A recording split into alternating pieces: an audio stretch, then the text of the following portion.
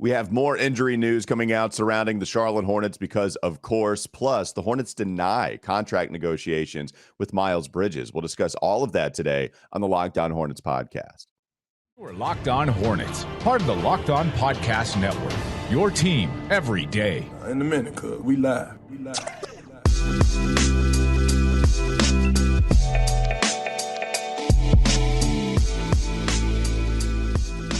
It's Locked On Hornets, part of the Locked On Podcast Network. It's your team every day. Thanks for making us your first listen. And remember, we're free and available anywhere you can get your podcast, including YouTube, where if you're watching YouTube right now, you can see not only me on WFNZ from 12 to 3, Doug Branson, Substack, everyhornetsboxscore.com. You can also see the Sultan of Sneakers, David Walker, on Twitter at David B. Walker.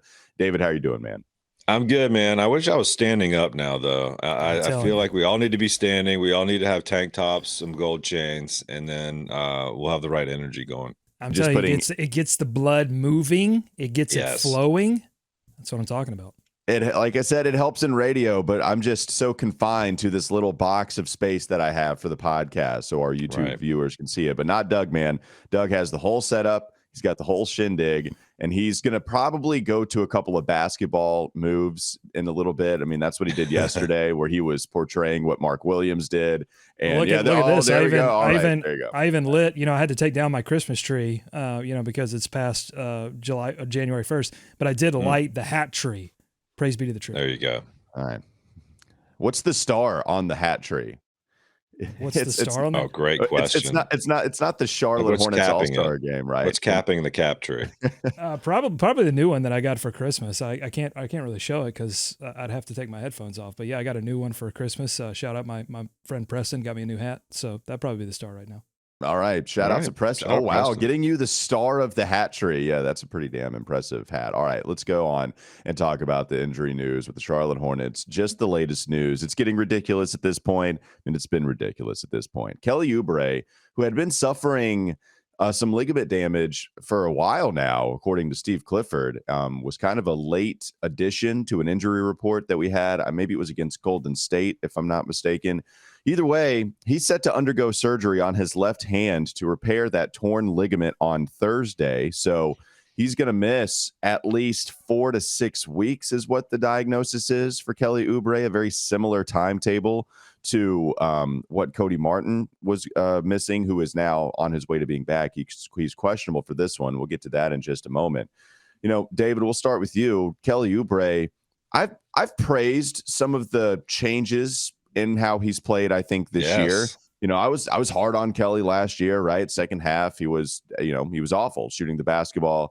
And when you don't pass and you refuse to pass the basketball and you also don't shoot it well, then you're pretty much hurting your team at that point.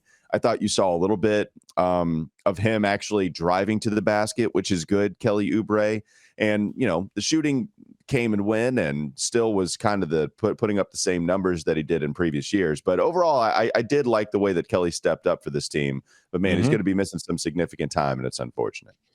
Yeah, I mean, everyone had the same reaction, it seemed like. It was just the hits just keep on coming for this team. But, I mean, it really stinks for Kelly because, like you mentioned, I think the most impressive thing, and he's had a lot of impressive things, but the way he filled in and stepped up when this team really needed him, when they needed that scoring, when they needed that energy, right? I mean, stepped into the starting lineup, provided a spark, was the leading scorer for this team for a while. And so it's just another hit for them that they can't get any consistency. They can't get anything to build upon because they keep shuffling these lineups. And now you're getting some guys in, some guys out. And so that's just a tough way to build upon any season. And for Kelly, personally, like you said, Walker, he's had a good season. I mean, we've said it. I said it here before. Probably the MVP of the team. That depending on how much value you put in that for this particular team. But my goodness, his scoring has been so huge. The deflections have been much talked about this year. He's bought in a little bit more on defense. So just a tough blow. 4 to 6 weeks. Who the heck knows? Who knows? Who knows with these timetables anymore? Honestly, I mean, could be 4 to 6 weeks. I guess. Sure. I believe you now. Yeah, Doug. I mean, they listed as out, and this is Rod Boone, who I'm getting the information from, of the Charlotte Observer. He mentioned that if he does have to undergo surgery, he's going to seek a second opinion, possibly. But if this is true, then you're looking at a post All-Star break return. The All-Star game is February 19th. The trade deadline is February 9th. So just to be, he's going to be out at the time where they're able to possibly trade him, which is another part of the equation here. Yeah. Doug, what do you have to say about the Kelly Oubre injury? My understanding, and I may have this wrong, but my understanding was the second opinion was from like Joe Sharp and the team, and they were also like, yeah, your wrist is really messed up. You should probably go get that taken care of. So that was my understanding, that the second opinion was also, yes, you need to have the surgery. And, it's terrible luck for Kelly, but props to him for playing through it, for sacrificing for the team, because without Kelly, they're in a bad place right now, but they would be in an apocalyptic place had it not been for him. And so he sacrificed for the team, and he should be commended for that.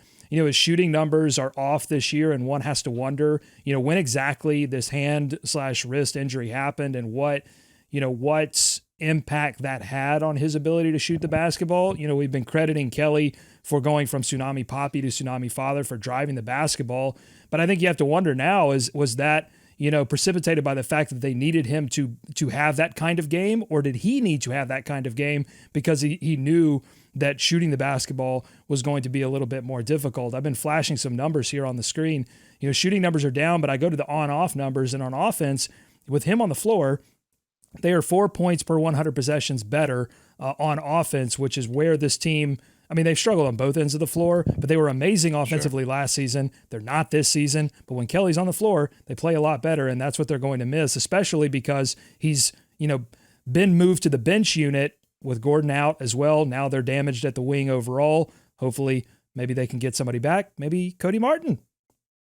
Yeah, Cody Martin's questionable entering this game. That also, according to Rod Boone, who put that out there, and Cody is starting to, get out on the practice court a little bit more so. If he does play in this game against Memphis, then it will be the first time since playing just a couple of, seconds. I don't even know if you can say, it was like 30 seconds coming into the game. He gets injured, and then that was October 19th that he eventually, that's been that long since Cody Martin has suited up for the Charlotte Hornets team. Real quickly, what do we make of the macro view of this Kelly Oubre injury, David? Because we're talking trade deadline. I've talked about it. I've been kind of kicking this idea around about how, look, yes, it would be nice to have something in return for Terry Rozier's contract, Gordon Hayward being injury prone, Mason Plumlee, right? Mason Plumlee might be the closest guy you can get 100 cents on the dollar most tradable for. asset. Yeah. To Doug, right. And just the Correct. easiest guy to trade. Yeah. Yeah, that's just great. Well, yeah. And just even the easiest guy to trade at this point, because he's the only one that's not injured and not putting up a career worst year. That does not apply to Gordon, Terry, and Kelly Oubre. So, with Kelly, I don't know who's trading for him as a rental, right? If he's coming back post All-Star break, then you're going to get from March production on who's not on a contract year the season after that. So you're just getting him on this rental. I think the trading of Kelly Oubre is kind of out the door at this point. Yeah, tough sell. And anytime we're talking Hornets trades, especially kind of team shifting ones, I'm skeptical just because we haven't seen it that much. I know they brought in Montrezl Harrell last year for whatever it was worth. But, when Doug was mentioning that yesterday, that Plumlee was the most tradable asset, I did not disagree, Doug. I was not yelling at the at my podcast feed. But I was thinking about Kelly Oubre before this news came out, that because he had played so well and because he seemed like a guy that, contending teams would potentially add for another punch of offense off the bench or something like that. But at this point, how do you sell that to any team? How do they show this and make a move there? It seems highly unlikely, even more so now. Well, do they even want to at this point? I think that the organization has a lot of love for Kelly, and I think surprisingly, Kelly has a lot of love for the organization. He's talked about it on Rod Boone's podcast. He really grooves with Steve Clifford.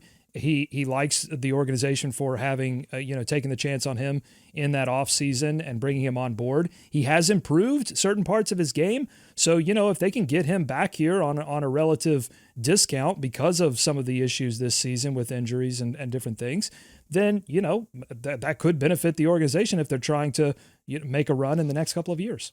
Yeah, the reason they got him, right? Kelly thought he was worth more than what the market dictated. We wait late into free agency, and he actually gets a non-guaranteed contract. And then, it's been an interesting year and a half for Kelly Oubre this in his tenure. With after we come back from this break, I do want to talk about Cody Martin a little bit more, because I think it's that whole situation with him coming back as for this final however many number of games are left, I think is a really interesting story.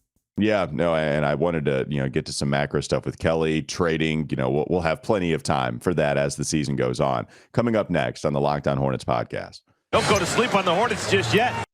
Yeah, DSJ returned just a couple of nights ago. Could we get Cody Martin returning to the lineup tonight for the first time since the season debut? We'll get to that in just a moment. This episode is brought to you by BetOnline. BetOnline.net is your number one source for sports betting info, stats, news, and analysis. And you can get the latest odds and trends for every professional and amateur league out there. From pro football to college bowl season to basketball, World Cup. When that was going on, they have it all on betonline.net. And if you love sports podcasts, you can even find those on BetOnline as well. They're always the fastest and the easiest way to get your betting info. Head to the website today. Use your mobile device to learn more. BetOnline, where the game starts. Cody Martin could return. We'll discuss it coming up next. Locked On Hornets. You are listening to the Locked On Hornets podcast. Thoughts on the news about Cody Zeller's injury? That's a tough one, man. I mean, what the dude?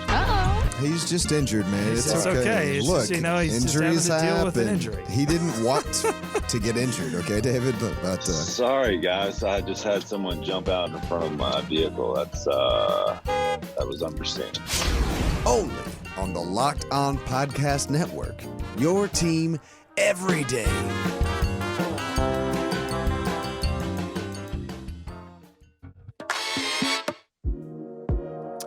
So we could get one guy back. I mean, look, this is just how it's become now with the Charlotte Hornets. If you get somebody like you've got Dennis Smith Jr., then you do have to sacrifice someone else and balance the scale. That's what happened with Gordon Hayward, who leaves with hamstring soreness. Kelly Oubre already was out in this most recent game, but now he's going to take the place injury time-wise with Cody Martin. So you do have to balance the scales. That's what the season has dictated to us, and this is no different. It will be nice to get Cody Martin back, largely because this was the only offseason move you really made. The Dennis Smith Jr. coming in late, Teo Maledon also just kind of falling into your lap after he gets traded to the Rockets and they don't really want him, and has been great for us, right? Great, probably overselling it, but great for what he was expected to do on a two-way contract compared to all the other two-way guys that have played for the Hornets. Cody Martin playing now in what is going to be, this is his fourth season, what is going to be, even though he's technically already made his debut. Doug, we've talked a lot about the shooting. As weird as it would have been to say after his first 2 years, Cody Martin might help with the shooting, especially what happened last year in the first half of the season more so. Would finish the year shooting just above 38% from three, only on a couple attempts per game, but was also pretty efficient just shooting overall from the field. So what do you expect to see from Cody Martin when he does return, and how big is that going to be for Charlotte? Yeah, because when he shot the ball, he was either dunking it extremely hard or he was knocking down three-pointers. That's going to be, your effective field goal percentage is going to go way up. And on small usage, you didn't have to give him the ball a lot to make it happen. And we did last season also see him step up into a starting role and put up big numbers. He was putting up fantastic numbers as a starter. So it's not just a situation where he can only be a reserve. He has proven that he can also step into a starting role. And if he is made available tonight, questionable. DSJ was questionable for a long time and didn't make it back. So we don't know if he's going to play, but he may have to jump into the starting unit, right away if Gordon Hayward is unavailable to go. You're getting the shooting, you're getting some more defense and less than on the ball defense. I think Cody Martin's a guy that's smart enough to get back on defense. They've been getting killed in transition. He can help you finish in transition. People forget that, a lot of their offense last season was generated by stealing the basketball and getting out into transition for easy buckets. That was LaMelo Ball, but that was also Cody Martin. Cody Martin was a steal machine last season and getting them out for easy buckets. But here's the thing. I hope he's fully healthy. I hope that his questionable designation is not about Kelly Oubre's surgery and not about Gordon Hayward's hamstring. So this should, with the record that the Hornets have, this should be the time when players are suddenly out with like left thumbnail soreness, right? We should not be rushing anyone back, especially someone that you just signed to a long-term contract. So that's all I hope. Yeah, I mean, that's a great point, Doug. I mean, you mentioned Gordon Hayward, especially if he's out, that does help you on the defensive end too. That was my big thing, though. How fast would Cody Martin get at his speed? I mean, good Lord, jumping into the starting lineup against the Memphis Grizzlies, a team that's got more energy, it seems, than any team in the league, versus the Hornets, who at times just have no energy, is a bit is a scary proposition for anyone who hasn't played since October. So yeah, you just hope that everyone is on the same page. Yeah, it probably goes to Jalen, here. right? I mean, it's probably Jalen McDaniels in that slot, but you never know. I mean, who knows? I mean, if he's available, he's certainly going to play. So you would think maybe they would ease him back in, but I mean, yeah, obviously going to help, but you know, who knows? Well, and you're not getting better defensively losing Gordon Hayward, but you are with Cody and Jalen in exchange for Kelly Oubre. And so that's something that you can try to make up that ground, right? With Kelly, you talked about being 4 points better per 100 possessions with Kelly Oubre on the floor offensively. Defensively, that's where Jalen and Cody Martin can try to make up some ground. You know, Cody being a better on-ball defender. And I know we've talked about maybe his defense being a little overrated at times, but he's still a better defender than Kelly. And I'd put a considerable gap. Yeah, and I'd put and I think there's a considerable gap between the two. And I do think more so the struggles with Cody might come team defense. I know the deflections are there. You talked about him being a steal machine, though, last season when Cody Martin was out on the floor. And I do think he makes it harder when you're going up against Cody just with the basketball in his hands, right? If you're trying to line up ISO, I'd trust as a Hornets fan, Cody guarding the other guy trying to score more so than I would Kelly, just as far as being an on-ball defender. And some of those defensive lineups will be fun, right? So can you live in a world where you have LaMelo, DSJ, Cody Martin, Jalen McDaniels, PJ Washington in that 4, and then Mark Williams at the 5? Like, that was a delicious lineup that I just cooked up. You talked about kind of being similar to what you talked about yesterday, Doug. Yeah, that's fine. But I'm telling you, if he comes back and in the next 3 games injures something around what his injury was, sure. I'm going to riot. I'm just going to come on this podcast. I'm going to start throwing things. This beautiful set behind me is going to get destroyed because I'm going to riot, because there's just no sense in bringing guys back early, you know, because of other injuries when your season, maybe you think the season is salvageable, but nobody else does. Sitting, it's my bad. I was just going to ask you if sitting down Doug would go on a riot, or would he just be more confined? No, that's the whole point. Yeah, sitting down Doug would probably just sit and take standing it. Up. Yeah, the fuse is much shorter standing up. I mean, that's a thing too, Doug. It would be now a pattern that we're starting to see. It seems like with the training staff or whomever. I'm not pointing fingers, but like something's going on with these guys where we don't know what the diagnosis is. The diagnosis changes. Sometimes they come back. Diagnosis sometimes they murder. don't stay back. Exactly. So I mean, that's just another thing to. How many people you think get that reference? That was a show that was starring. I'm very old, so I can't imagine many people got it. That was a show starring Andy Griffith wasn't it Diagnosis Murder? I'm pretty sure. Post Matlock. You're really hitting the no. Dick Van Dyke. I'm sorry, Dick Van Dyke. I'm getting my classic TV show White Guys mixed up. Well, it was Dick Van Dyke. Hold on, though. What's hilarious about that is I didn't expect this to be as funny as it did, especially with the answer being Dick Van Dyke, because literally both of those guys appeared on the Andy Griffith show and the Dick Van Dyke show, and we were trying to think of the show of both of those. Look at this current. Eat your heart out, pop culture. Was it Andy Griffith on the Dick Van Dyke show? I'm trying to think. No, Andy Griffith was on the Andy Griffith show. Dick Van Dyke was on the Dick Van Dyke show. That's what was hilarious about that. All right, that's standing up, Doug. He's getting angry. I like it, though. Stand-up comedy for you.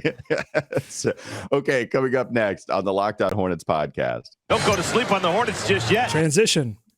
So we do have, I can't even hear you. All right. So we do have some reports that came out from Woj that the Hornets and Miles Bridges were involved in some contract negotiations. But since then, and really in the last day, that has been refuted by the Hornets in a weird way. We'll talk to you why that's been a weird way that the Hornets have done that, coming up next on the Locked On Hornets podcast. Is Locked On Hornets.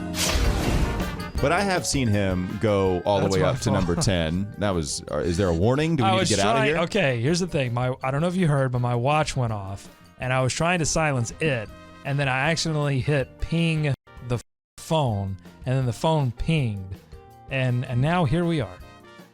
I'm doing my best, man. It seems like you're doing your very worst. Well, sometimes it seems like I'm actively fighting you today to move. Sometimes my best is my worst. It's time for more of the Locked On Hornets podcast.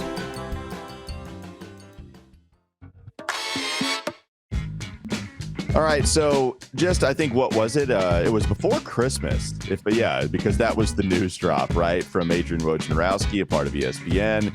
He tweeted out that the Hornets and Miles Bridges were involved in contract negotiations. And I believe Rod Boone of the Charlotte Observer also came out afterwards and said that they had been in the works for quite some time, that it had been kind of going back and forth as the season went on, these negotiations. Well, now what you've seen is the Charlotte Observer, not from Rod Boone, but Doug, what was it, from an op-ed? I know both you, David, you and Doug, both of you guys saw this. So what did this come out? This was an op-ed in the Charlotte Observer by Paige Maston. The title of the op-ed was "Miles Bridges May Not Be Returning to the Charlotte Hornets After All. Good." That was an opinion piece. And the statement from the Hornets reads, very simply, quote, "We have not been engaged in contract negotiations with Miles Bridges," unquote. Okay, so the Observer had it first in a weird way, it being in an op-ed, and the Hornets statement, by the way, wasn't some official statement released, and it wasn't released in an email to PR to the media. It wasn't, put out there on their Twitter platform or any social platform. It was just a statement in response, and we don't know, I guess, who said it. I mean, it was just the whole team. It wasn't It wasn't Mitch Kupchak. It wasn't Steve Clifford or anybody that you would individualize. It was the entire team. And by the way, my colleague at WFNZ, Kyle Bailey, he confirmed that report by seeking a league source, and they said the same thing, that original report was actually put out there by Clutch Sports, Miles Bridges' agency. Yeah, kind of a mess here. David, how do we untangle this mess and make sense of what happened? Great question, Walker. I mean, I think that's everybody's trying to figure out. I think that's why you're seeing this from, the local sources first, even though it's not the local sources that you may think. I mean, the fact that this was buried in an op-ed piece on January 2nd is a little mind-blowing. Or it was printed, or it was dated January 2nd. I'm not sure if it was in the print edition yesterday or the day of or whatever, but not a part of the sports reporting, not, as you said, something released officially from the team, just hey, we are not engaged in contract negotiations. And, Doug, you and I theorized on what this could have sprouted from when the news came out last week. It certainly sounded like, maybe came from the Hornets side. That's not the norm over there, but it didn't come from Shams, who sometimes is known to be, kind of the spokesperson for Clutch, or certainly gets a lot of the Clutch releases. It came from Woj. And the wording of that was bizarre from ESPN, just how they reference Miles Bridges at all. So it's not bizarre. It's the norm now. I mean, Woj is not a reporter. Right. Doesn't really is not a journalist at all. Is someone that just takes what agents and people that have agendas tell him to print, and he prints it. And so that's when you get Miles Bridges' role in a domestic dispute, or whatever the official, whatever the actual language was. It wasn't that he pled no contest, to a felony domestic violence charge. That's not what was said. It was made to seem like, he was just standing around when it happened or something. It's, it's perhaps absurd. We should have read into that more. I don't know, but I think your larger point was, Doug, the team is letting just things blow in the wind at this point with this and other things, but there's no rhyme or reason to any of it. We don't know which way they're leaning or which way they're going, aside from that small comment that was buried in the op-ed piece. Yeah, every company, every organization has an opportunity, a choice about who gets to set the narrative. And there's and at times those narratives can battle one another, and then people have to decide what narrative they want to believe. But the Hornets have opted to let everyone else, fans, commentators like us, journalists, agents, they get to set the narrative for how this team operates. And then when they finally do make a statement about their current contract negotiations, it doesn't happen through the normal sports channels, which leads one to wonder at this point, do they really want people to know the status of those contract negotiations? I think everything is up in the air at this point. I'm not going to make any determinations as to how this is all going to resolve itself. If Miles Bridges suits up for the Charlotte Hornets, I'm not going to be surprised one bit. If he doesn't, I'm also not going to be surprised, because anything can happen at this point, because nobody has really sat down to, and explain this situation to fans. And meanwhile, there's a subset of the fan base that has given up on the Charlotte Hornets because of this whole thing.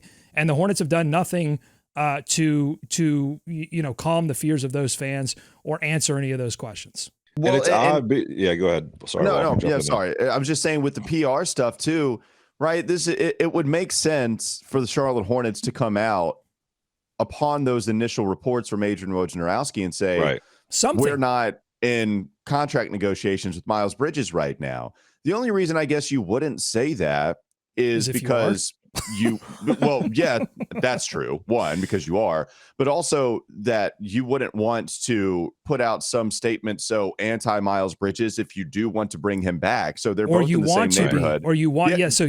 Maybe they aren't engaged now, but they plan to be once they get more information from the NBA, and so you can't come out and strongly deny those. Yeah, totally. Yeah, and that's what I'm thinking as far as why the Hornets wouldn't come out, because it's a strong PR play. It's kind of the right one if that's true, right? If it's not true, then you're doing the right PR play. This is it. Not saying anything. But if it's not true, like they've denied, then you would say no, we're not in negotiations right now. By the way, with the way that the season has gone, Doug, you bring up how most people have kind of bailed on this year anyway, because we're very close to the halfway point, and the Hornets are down with the Detroit Pistons in the bottom of the Eastern Conference standings.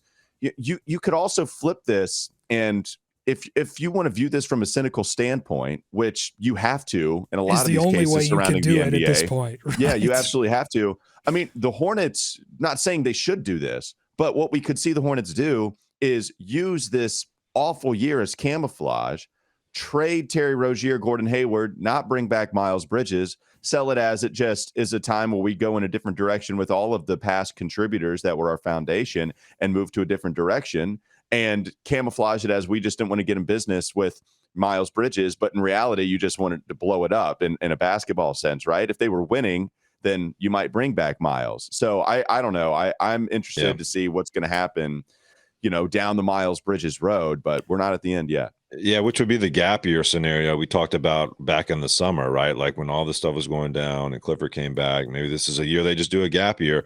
But you mentioned the idea of selling things. I just want them to sell something at this point. They're not selling anything. They're not selling a direction, and maybe they'll get there, to your point, Walker. But we don't know, what are they trying to put around LaMelo Ball? Are they actively looking to trade pieces? Are they looking to tear it down? They're tanking, but are they trying to tank? I don't know. I mean, I know the players aren't, but they're down there with the Pistons, at this point, in the running for the top picks. So that's the frustration, I think, from the fans. This is another instance where they just don't know what's going on. They don't know the direction of this team. They don't know how this team feels. They don't know how to feel about the product on the court, because A, it's not very good, but B, you don't know what's behind it. You don't know what the intent is. And I think they're in danger of really alienating a lot of fans, no matter what they do at this point, because some people are just sick of it. Doug, you mentioned the other night, the place is filled with Lakers fans, always going to be the case, but you can't blame the fans at this point, because the organization has just taken the stance of, we'll let you know when we know. Who knows when that'll be? Well, I think if you're a fan who is on the fence about this situation, about whether they should bring back Miles Bridges, or you're a fan that thinks they shouldn't bring back Miles Bridges, I'm excluding everyone that thinks that they should absolutely bring back Miles Bridges. But if you're in those other two categories, to me, I would not be able to help but feel manipulated. And the question is, who is doing the manipulating? Is it the team that leaked that to Woj and then the timing is horrible, but then why deny it? Later on in this op-ed, and then why bury it in an op-ed? That's all confusing. But then if it's not the team and it is Clutch Sports and Miles Bridges, then I would feel very manipulated by Miles Bridges. Like this doesn't reflect good of the. It ranks really low on the things that don't reflect great on Miles Bridges, but it does rank as something that it's like now you're trying to manipulate the media to either get him signed by another team or push the contract talks with the Charlotte Hornets. It's all very slimy and ugly, and I don't love any. That's Clutch. Right. And that's where I kind of go with too. I kind of go more so Rich Paul, right? I mean, clearly nobody is going to absolve anything from Miles Bridges in that specific party, but this is what Rich Paul would do with any one of his clients, and he's going to try to leverage the situation as much as he possibly deems fit. Hell, maybe. I mean, they got to know the game too, right? Hey, if we give it to Adrian Wojnarowski instead of Shams, then they're going to question maybe it comes from the other team, because you're trying to play the game against the reporters. That's highly speculatory. So if you wanted to play you wanted to have the soundbite or whatever, but yeah. What else can we do though? It's just so odd because even in that piece from Woj, Doug, and I don't want to misstate it, but there were like plans of action to reintegrate Miles Bridges like within the community and stuff. Mm-hmm. It sounded like it kind of came from the team, but the whole thing kind of we don't know. That's what I'm saying. I mean, we're talking about some really elite levels of media manipulation here, and so I said it at the beginning, but I also just want to reiterate and not absolve Woj in this situation for just funneling this. It's garbage. It's garbage. It's not actual information. It's garbage. And it came on the heels of Miles being on the court, at the end of that Lakers game. It was literally the next day or two when the cameras found him and his teammates going over to him. I mean, you talk about cutting a feed. That was done with the swiftness at the end of that game. But it's just all the pieces. You're right. I think the word that's seeping in everywhere from whatever angle you look at this is just it's all continues to be just kind of gross and weird, and who knows what's going on. All right, that'll do it for Locked On. Wait, one more thing. I had a diagnosis. Ooh, that will not do it. I apologize. Go ahead. Are we gonna do the same? Wait, David, are we gonna do the same thing? I was going diagnosis, murder, confirmation. Yes. Go ahead. Are you going to say what I'm going to say? I think I am. I am. I don't know about the Dick Van Dyke Show, but Andy Griffith was on a juicy two-parter of a 1997 episode of Diagnosis Murder, which I'm going to look up and see if is available for streaming anywhere. I'll tweet out that link later. For sure. Well, you can watch it on Pluto.tv. But yes, Sloan and Lit. Not only was Andy Griffith on the Diagnosis Murder Show, he was on there as Matlock. Oh, you said Matlock, David. Nice call. You said something. At least you brought that up. So, well, his show was Matlock, but man, what a universe connector that's how you bring a show all together. Thanks for stopping me from ending it prematurely for some. You were never getting away with that.